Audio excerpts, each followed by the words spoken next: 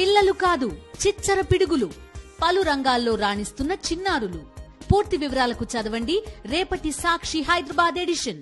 ఇది కేవలం సమాచారంగా మాత్రమే భావించండి. వైద్య నిపుణులను సంప్రదించండి. ఎప్పుడు ఆస్థమాటిక్ ఉండడం, ఎప్పుడు ముక్కు కారుతూ ఉండడం, ఎప్పుడు ఊపిరి తీసుకోవడానికి ఇబ్బంది పడుతూ ఉండడం, ఇలాంటి సమస్యలు సీజన్తో సంబంధం లేకుండా కోల్డ్ వెదర్ ఎగ్దమ్ చల్లటి పదార్థాలు తీసుకున్నా కూడా అవుతుంది కొంతమందికి సీ ఫుడ్ అలర్జీ ఉంది. అదే ఇప్పుడు వర్షాకాలంలో సీతాఫలాలు ఎక్కువ తింటే నిమ్ము పట్టేస్తాయి లంగ్స్లో. ఫుడ్కి రెస్పిరేటరీ ప్రాబ్లమ్కి కనెక్షన్ ఉందంటారా? రెస్పిరేటరీ ప్రాబ్లమ్స్కి, ఆస్తమాకి, అలర్జీతో సంబంధించిన ఆస్తమాకి ఫుడ్తో కానీ కనెక్షన్ ఉంది నేను చెప్పినట్టు. అంతేకాని వేరే వ్యాధులకు సంబంధించి కానీ వర్షాకాలంలో సీతాఫలాలు తినకూడదు అలాంటిది ఏమీ లేదు. ఏ సీజన్ ఫ్రూట్ ఆ సీజన్ ఫ్రూట్ అయితే అలౌడ్.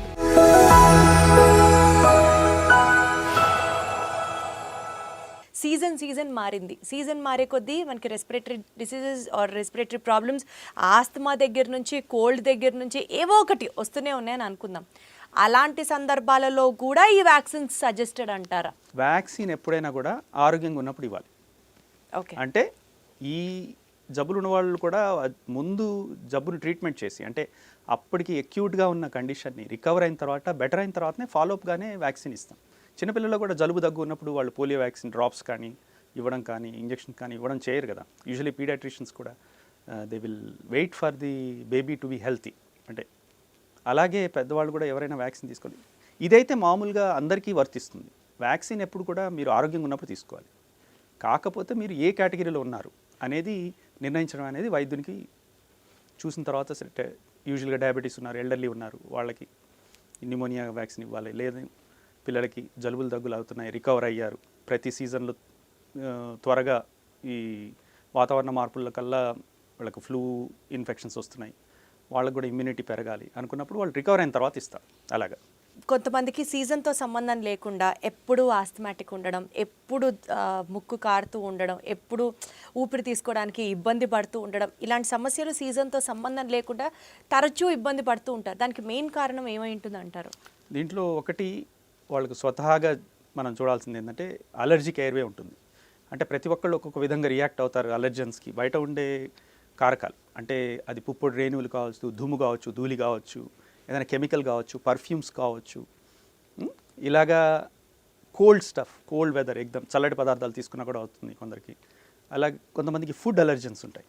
పీనట్ అలర్జీ ఉంటుంది, నట్ అలర్జీ ఉంటుంది, ఎస్పెషలీ మనం చూస్తుంటాం పిల్లల్లో కూడా. కొంతమందికి సీ ఫుడ్ అలర్జీ ఉంటుంది, especially non vegetarian sea food and all.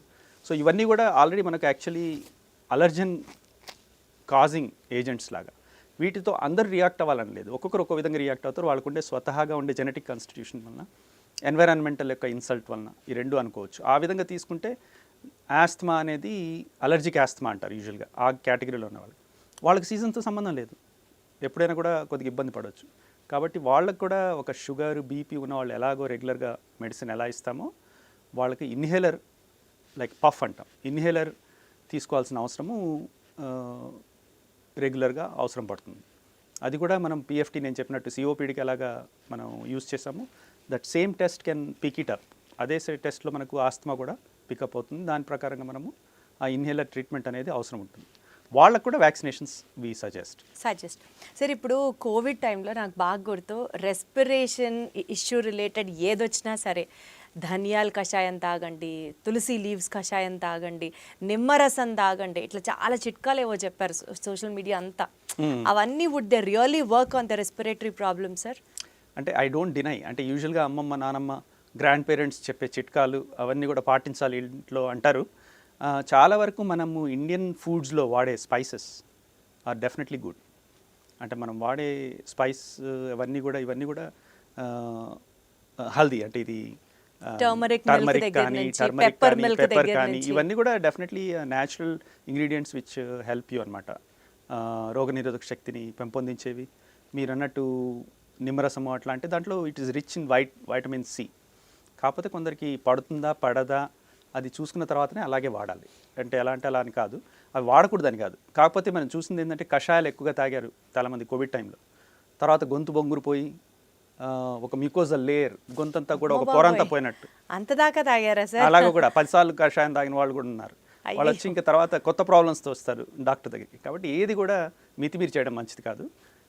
అంటే సింపుల్ టెక్నిక్స్ లైక్ ఇప్పుడు వేడి నీళ్ళు సాల్ట్ వాటర్ అంటాం కదా, ఉప్పు నీళ్ళతో నిద్రపోయే ముందు కొద్దిసేపు గార్గిల్ చేయడం చిన్న చిట్కా. ఎందుకంటే సాల్ట్ కిల్స్ జర్మ్స్, కాబట్టి గొంతులో మీరు పుక్కిలించడం అది సాల్ట్ వాటర్తో చేయడం అనేది, ఉప్పు నీళ్ళతో చేయడం అనేది చాలా స్వచ్ఛంగా సింపుల్ టెక్నిక్. అది తప్పనిసరిగా వాడచ్చు. వేడి నీళ్ళు మంచిది. రెస్పిరేటరీ హెల్త్ మెయింటైన్ అవ్వాలి అని అంటే ఇమ్యూనిటీ రిచ్ ఫుడ్స్ తినాలి అని ఒక నానుడి ఉంది సార్, అది ఎంతవరకు కరెక్ట్ అంటారు? Like Amla, lemon, citrus family fruits ఇవన్నీ తీసుకోవడం వల్ల లంగ్స్ పుష్కలంగా ఉంటాయి. అదే ఇప్పుడు వర్షాకాలంలో సీతాఫలాలు ఎక్కువ తింటే నిమ్ము పట్టేస్తాయి లంగ్స్లో. గోవా దగ్గున్న వాళ్ళు గోవా తినకూడదు, గోవా తినడం వల్ల లంగ్స్ పాడవుతాయి.